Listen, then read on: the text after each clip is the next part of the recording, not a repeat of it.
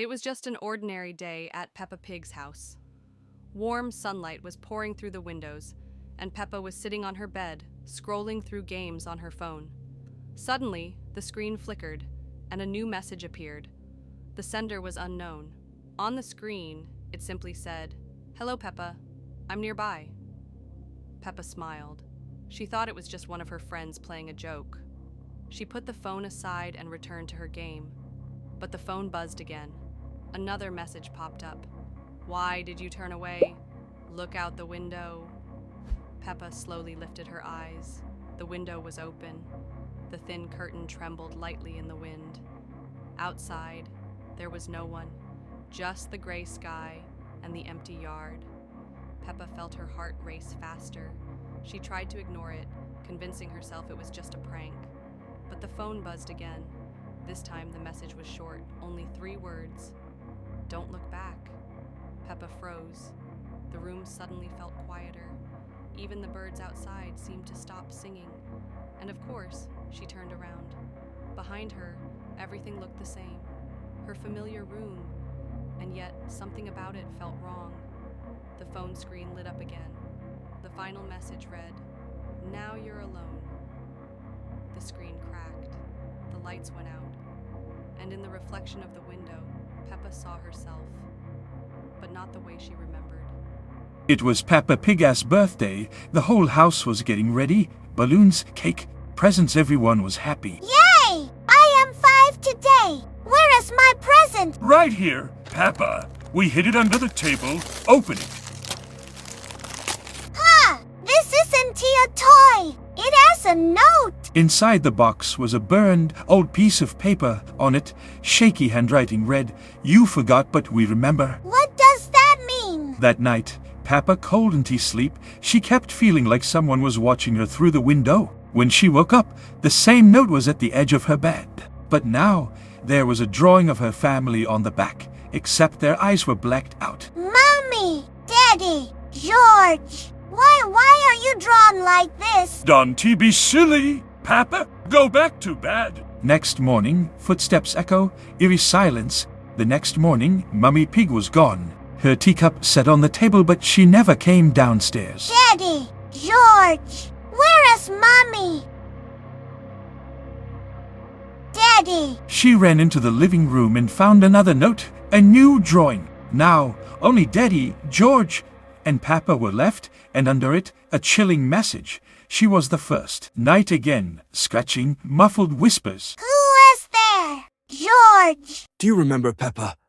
Do you remember how you laughed? How you forgot? The window rattled. Shadows crawled along the walls. Portraits on the wall began to fade. First Daddy, then George. Only one face remained, hers. By morning, the house was empty. They say the Pig family's house is still there. Empty, but if you pass by at midnight, you can hear a soft whisper, "You forgot, but we didn't." When Peppa was little, she had a favorite teddy bear, Teddy. She carried him everywhere, to the park, to the store, even to the bath. He was old and worn out, but Peppa believed he was alive. George was the same. His green dinosaur was like a real friend to him. They held tea parties, built little houses for them, told them stories. Those were happy days, until one evening changed everything. Peppa accidentally dropped Teddy in the mud. He got soaked, dirty. One of his eyes came loose and dangled on a thread, and his paw tore at the seam. Mummy Pig wanted to throw him away. "He's dirty, Peppa. We'll get you a new one." But Peppa shouted, "No, he's mine. He can hear." They put the toy away in an old box up in the attic. Peppa sat by the window for a long time, looking upward, as if waiting for him to return on his own. From that night on, the house didn't feel safe anymore. Strange sounds echoed in the night. Creaks, quiet footsteps. At first, the parents said, "It's just mice." Then, "It's the wind." And later, "You're just tired." But one night, George woke up in tears and said that his dinosaur had walked to his bed, all by itself. He just stood there and stared. Peppa began to fear the dark. Once she opened her eyes and saw a shadow on the floor, soft, round, like a bear. She blinked, and it was gone. "I must have imagined it," she whispered. "I must have..." But one night, things changed. Peppa woke up and couldn't move. Something was pressing down on her chest. She heard soft footsteps approaching. In the moonlight, she saw Teddy, sitting on the floor. That same old bear.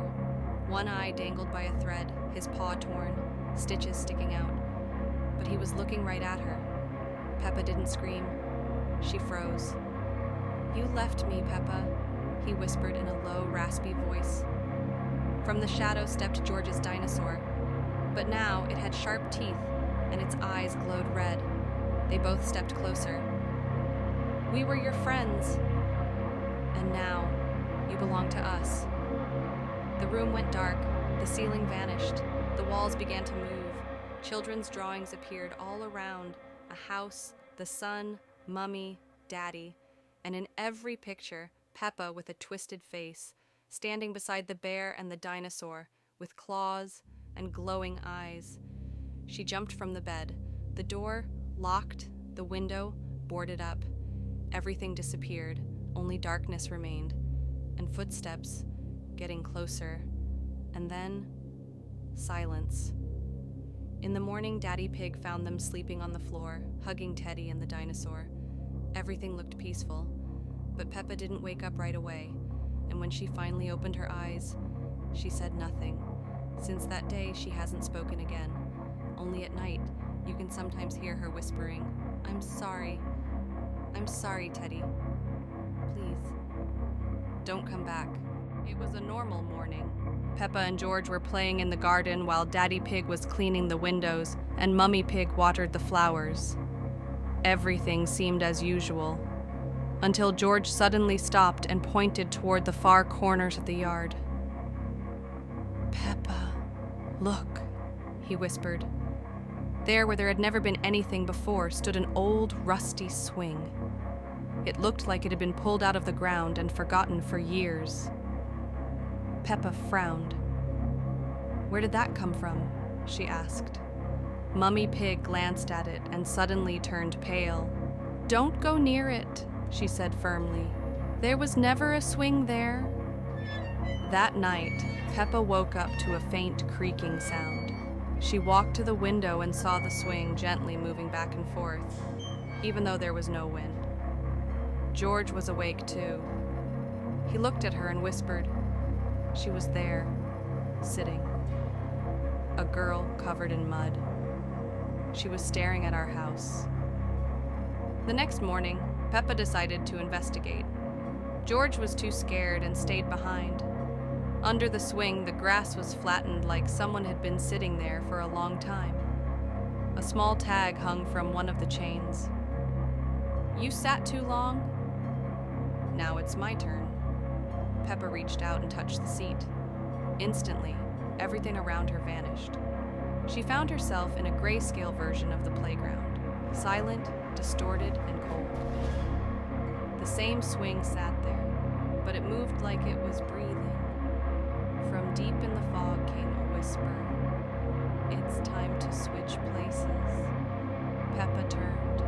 Out of the darkness stepped a shadow that looked like her, but with blank glowing eyes and a crooked, unnatural smile. "Now you're here," it said softly. Peppa ran. Somehow, she found herself back in her house. Everything looked normal, but something was off. She looked into the mirror, and what she saw wasn't her reflection. It was the shadow. Standing in her room, smiling, she screamed. "George," she called out. No answer. The house was silent. In the living room, George was gone. Only his toy dinosaur sat on the table, covered in dirt. Through the window, she saw George on the swing, still. She ran outside, but by the time she got there, he had disappeared. A new note dangled from the chain, one by one. Peppa returned inside. The silence felt heavy. She sat on her bed staring at the floor. Then, the creak again. She slowly moved to the window. The swing was swaying gently in the darkness. But this time, she was on it, or something that looked exactly like her. The figure slowly lifted its head and locked eyes with Peppa. Then a whisper. "You're already on it, Peppa. You just haven't realized yet."